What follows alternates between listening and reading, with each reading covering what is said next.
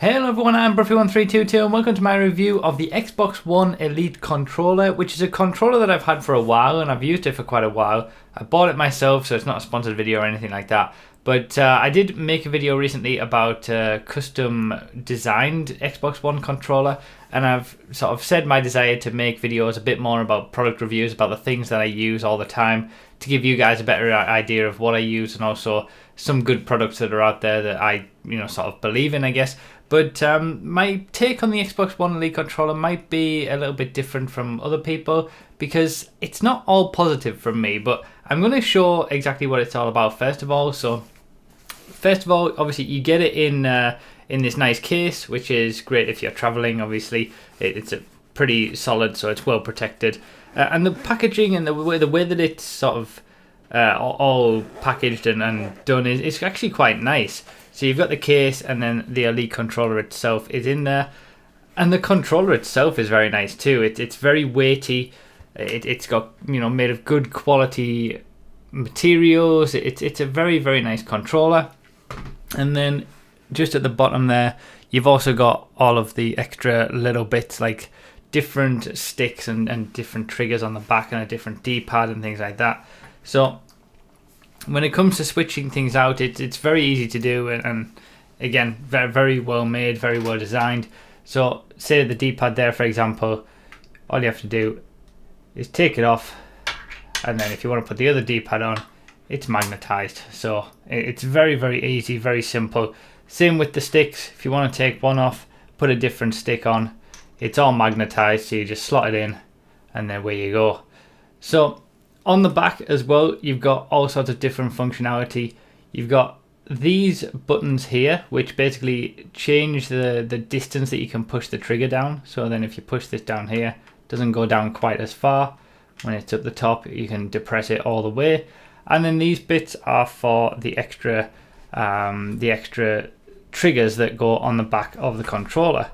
So you just sort of clip it in. Wait, if I get that on the right side, you just clip it in there like that, and then you've got an extra trigger on the back. You also have one in there, there, and there.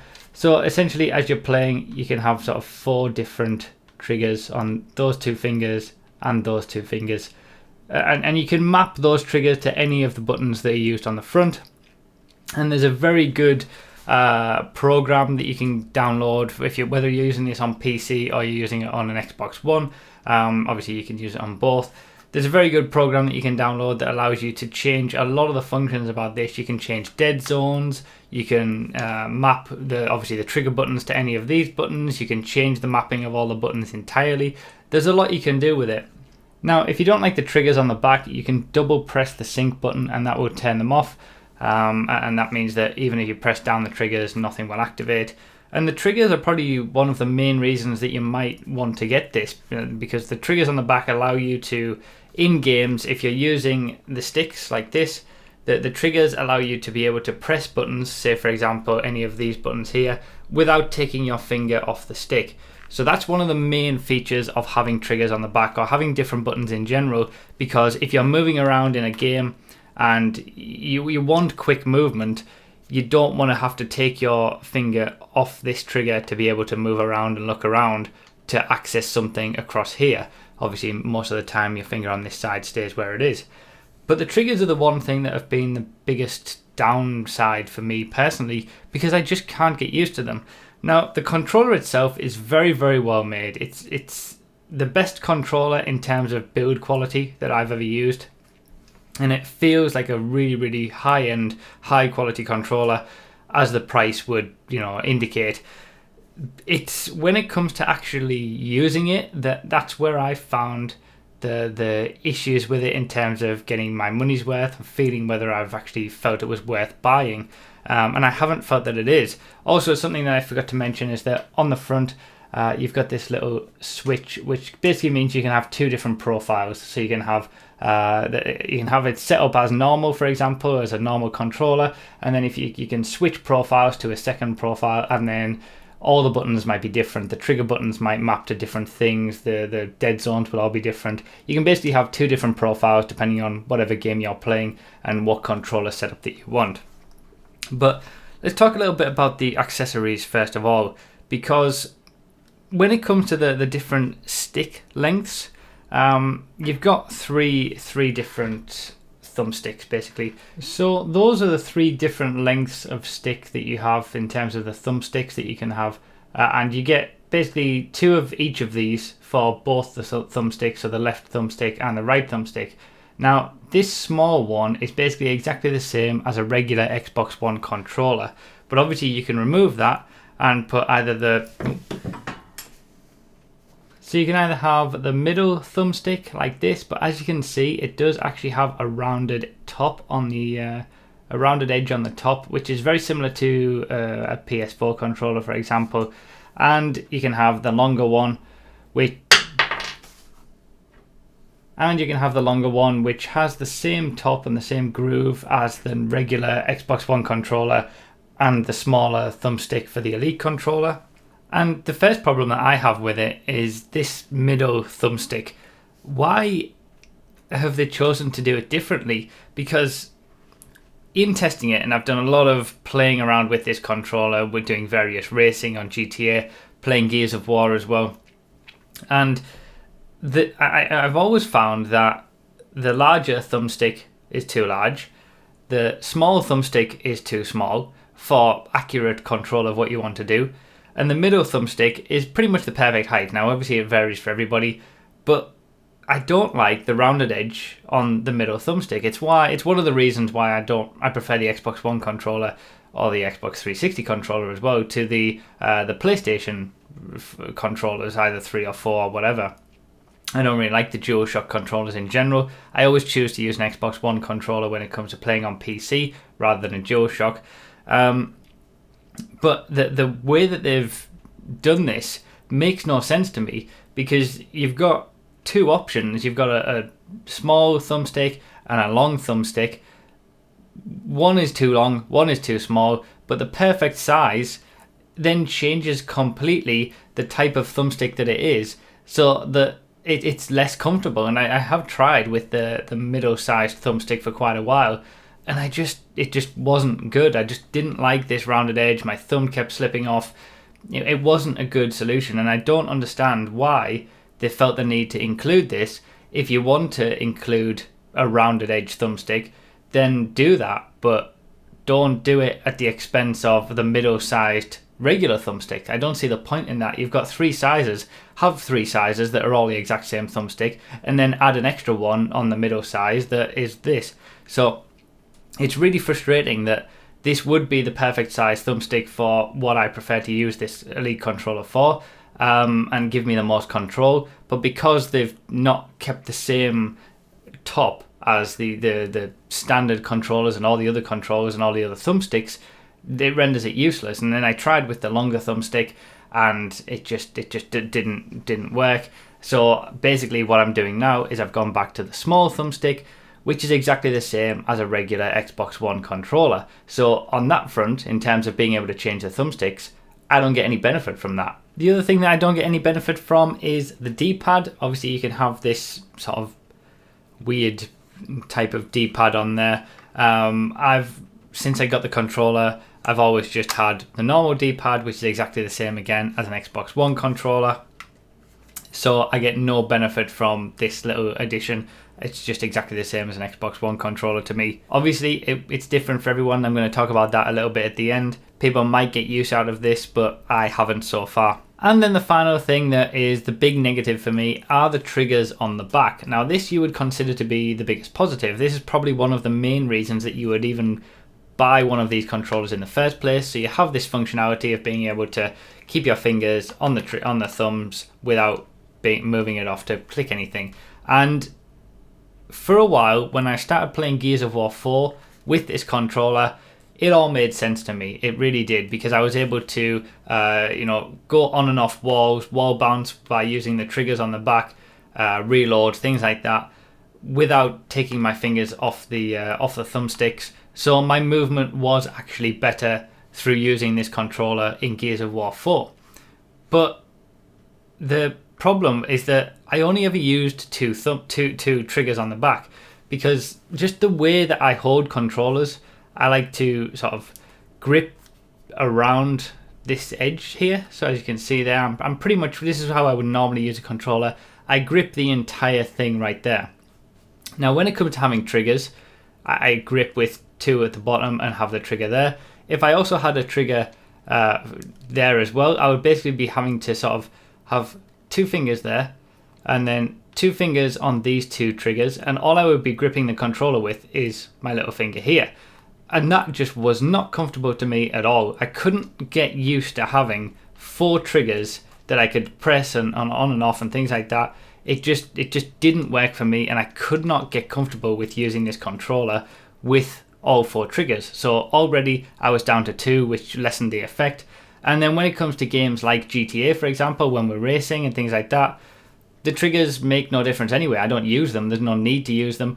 They provide no benefit to me for the main thing that I do, which is playing GTA or racing in GTA, things like that.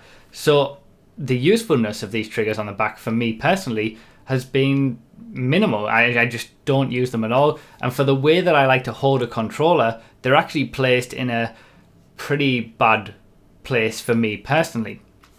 So when I load up the Xbox One, I use the controller to turn on the console, and then the first thing that I do is press the button on the top, and then that turns off the triggers at the back, and then I just use it like a normal Xbox One controller.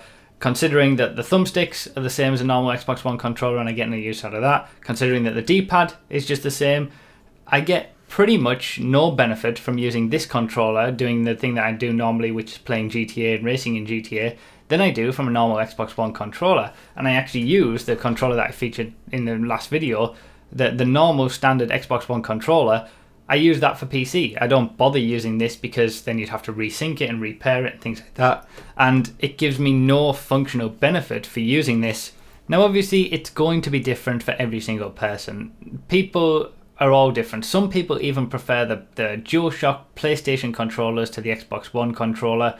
I'm not in that camp, but it all depends on so many different varieties of what works for you personally.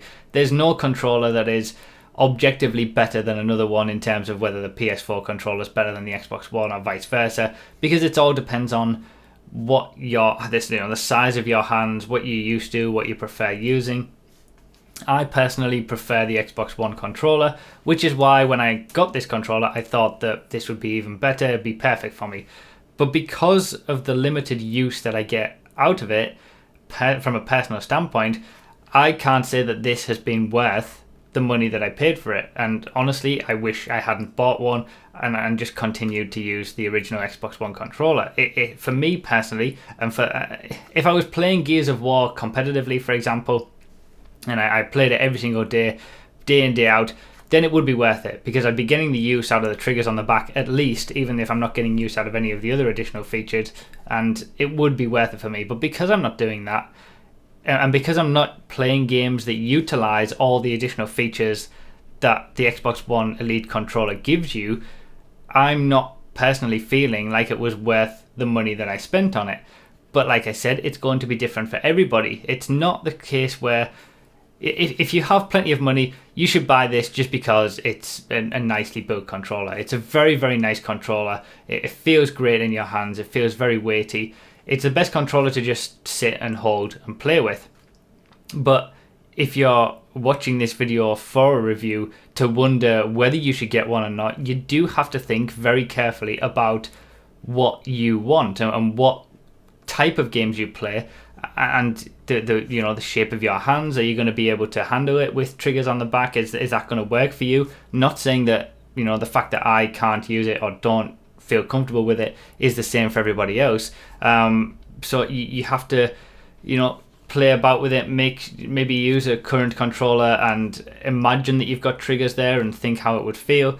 Are you okay with the rounded thumbstick instead, or what kind of height are you looking for? What type of games are you playing? Are you going to get use out of the triggers?